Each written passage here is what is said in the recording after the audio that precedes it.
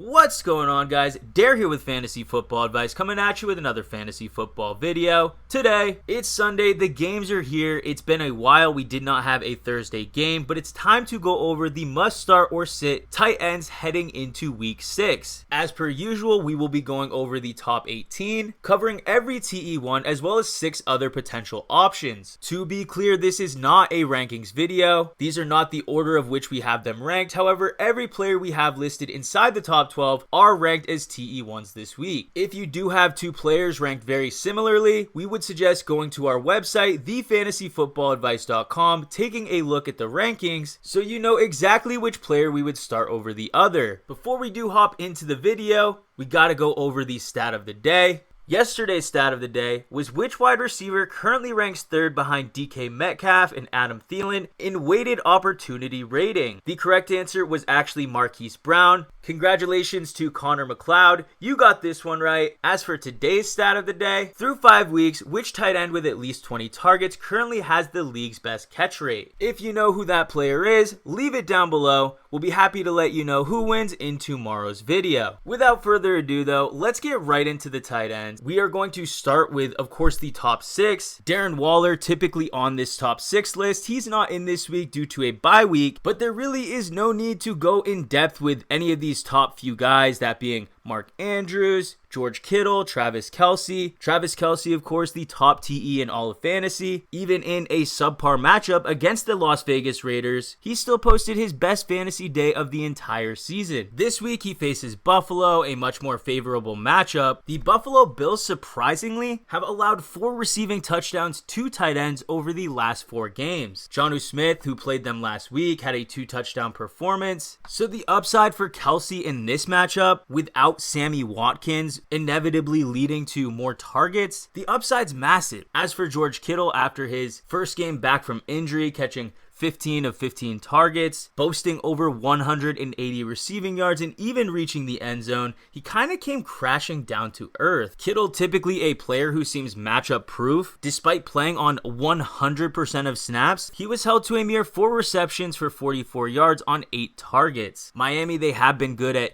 defending tight ends though throughout the season, so for any other TE against Miami, it wouldn't be all that surprising, but with George Kittle, we kind of see him as matchup proof. Heading into week 6, it will be a bit more favorable, but really not by a wide margin. The LA Rams, while they do rank around middle of the pack against defending opposing tight ends, most of the fantasy points that they've allowed came in just 1 game against Buffalo. In that game, the tight end scored 3 receiving touchdowns, the only touchdowns that the Rams have allowed throughout the entire season. And in the other matchups, the volume has definitely been there, but unfortunately, the production has not matched up to it. Week 2 against Philadelphia, they allowed 9 receptions for 72 yards. Week 4 against New York, 7 receptions for a mere 45 yards as well. So yes, they're definitely allowing these targets to get converted into receptions, but they're really not allowing any big plays. It seems almost as if as soon as the tight end catches the ball, they're mitigating any potential losses there. But the good thing is, George Kittle, his strong suit is in the area of yards after catch. If anyone can exploit this matchup and potentially perform better than the other tight ends have throughout this season, he's definitely the guy. And for that, we have him ranked inside the top 3.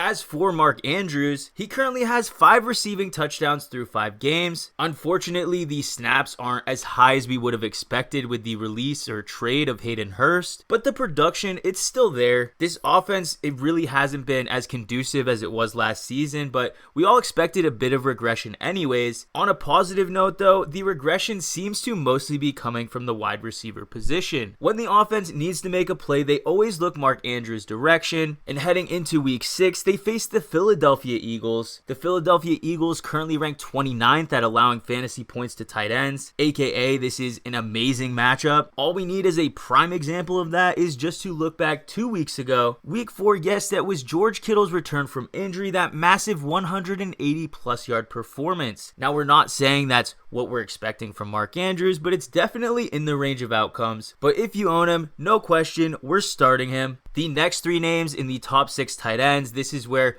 you're probably going to be wondering why these players are here. We're typically seeing Darren Waller, Evan Engram, Zach Ertz. But like I said, Waller's on a bye. Ertz, we really have to come to our senses and realize through 5 weeks he really doesn't look like the Zach Ertz we've been used to. And Evan Engram, he's kind of in a very similar situation as Ertz. I wouldn't put it to the same severity, but while those players are struggling, players like Jonnu Smith are succeeding. Jonnu Smith currently on the season is on pace for nearly 900 receiving yards and 20 touchdowns. While that rate is definitely unsustainable, he's proven to be too hot to sit at this point. Ryan Tannehill was the overall concern that we had with this passing offense, and with AJ Brown, it's going to open up even more opportunities to get in the red zone. When they're in the red zone, clearly Jonnu Smith is a featured weapon there, and with the projected total set at around 53 points, there's a good chance that this trend even continues. The next TE we have inside the top 6 is TJ Hockenson, and it may sound like a really high ranking for him to be a mid to high end TE1, but you have to understand his snaps have been increasing each week since week 1. He's gone from playing on 64% of snaps to about 75% of snaps, and his involvement in the offense has gone up along with his snaps. Keep in mind, he faces Jacksonville this week, a positive matchup for him. Every capable tight end has been able to produce a good game. Heck, even Darren Fells, who played this team last week, on a mere 2 targets was able to convert that into 57 yards while also reaching the end zone. Jonnu scored twice on them. Gesicki also scored on them the following week. And for a player who's been trending up, we really like the upside he brings to the table this week. The final top 6 tight end we have is Eric Ebron of the Pittsburgh Steelers. And I know this one's probably coming as a surprise, but when you really break it down, it makes sense. Deontay Johnson has already been ruled out. Chase Claypool, while very talented, it's unlikely he's going to soak up the entire target market share that was left for Deontay Johnson. Yes, Claypool will get an uptick as well as likely Juju, but Eric Ebron, he has also been getting more involved in this offense. He's been playing on 75% of the offensive snaps and has averaged 6.5 targets over the past 2 games. So in this game with a 51 projected total, where the Steelers are going to have an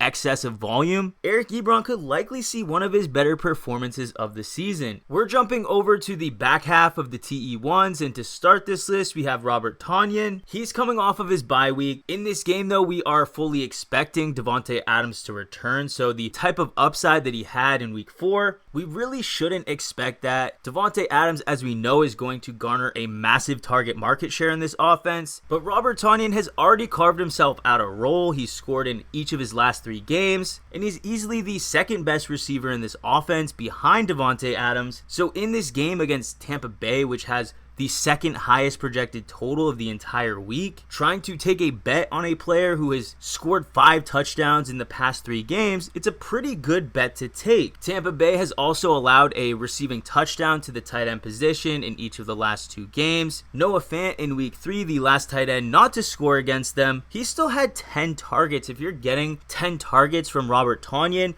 you're going to be very happy with the results. The next tight end we have is Dalton Schultz of the Dallas Cowboys. As we know, Dak Prescott is not going to be the starter. We have Andy Dalton. When assessing the projected outcome for Dalton Schultz, there is a bit of risk here. What we do know, though, is that Andy Dalton has had success targeting tight ends throughout his career. Think Tyler Eifert while he was healthy. He was a premier start at the position. In targeting those safe underneath passes as opposed to these massive deep shots, it's a safer approach for a player like Andy Dalton who has a lot riding on his shoulders. I could definitely see him opting to take these easier passing options. The Arizona Cardinals themselves, they're not an easy matchup, it's not a difficult matchup, but once again, this game has a very high projected total at 54.5 points, the 3rd highest projected total on the week. Dalton Schultz, while risky, he's still a very solid option. The next tight end we have is Evan Engram, and I know we just knocked him out of the top 12 tight ends, and now we're putting him back in. And yes, we know he didn't have a good game, but this is a remarkably solid matchup. The New York Giants will be facing the Washington football team, and Washington is just coming off of a game in which they allowed 6 receptions for 102 yards. Even the week before that, that was Mark Andrews' get-right game where he scored 2 touchdowns, and dating back as far as week 3, even Cleveland was able to have a successful game at the tight end position against them. Evan Engram clearly clearly a integral part of this passing offense. Darius Slayton's also banged up. He's questionable but likely to play. But if Slayton is a step behind or possibly loses out on snaps, that's going to increase the overall volume for Engram in an already good matchup. Moving on though, we have Mike Gesicki next, and this is definitely more a play on talent. This game doesn't have a high projected total. In fact, it is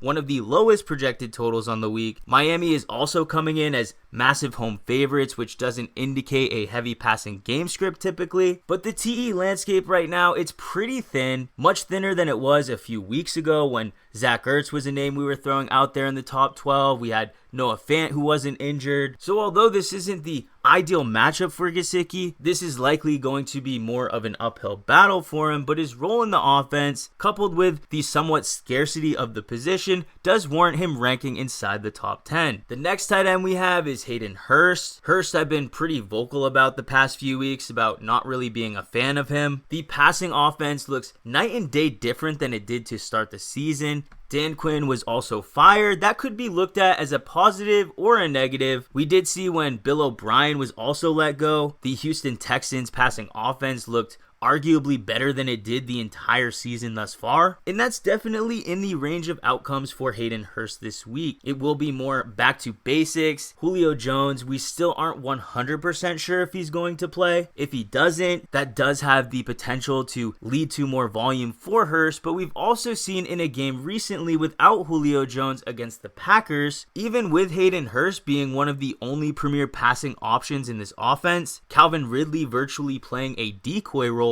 they still refuse to give him a massive amount of volume. So his range of outcomes this week, it's pretty wide. I would say he has a very high ceiling, but his floor, it's pretty low as well. The final tight end we have to round out the TE1s this week is going to be Jimmy Graham of the Chicago Bears, and he has been a surprising tight end that we really weren't expecting to head into the season. So far, he's been performing as about a middle of the pack TE1. Heading into this week though, he does face Carolina, and while Carolina does have the moniker of a defense that can be very exploited through the passing game, they've made vast improvements since the start of the season when that was most relevant. So heading into this week, we really don't see this as a great matchup for Jimmy Graham. However, if we were ranking him where he's been producing, he would be ranking much higher, so we are giving him a slight downgrade. We also have to keep in mind that this game has an extremely low total coming in at 44.5 points. That's going to impact Jimmy Graham more than it would most any other tight ends because his usage